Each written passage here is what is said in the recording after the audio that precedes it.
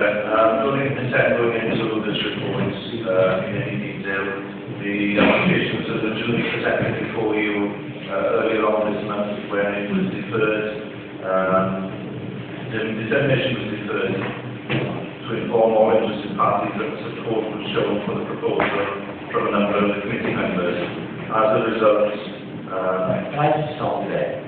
If somebody's taking photographs up there, I'm afraid you're not permitted to take any photographs or film at all. And if you persist in doing so, we have to stop the meeting. No, I'm not doing anything wrong. It's a public meeting. It's a public meeting under our standing order. It's a council meeting.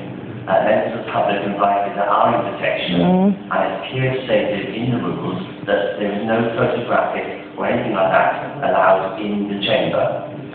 Well, not to disrupt the meeting, I'll stop, but it is a public meeting, and I think... Otherwise we have to stop the proceedings.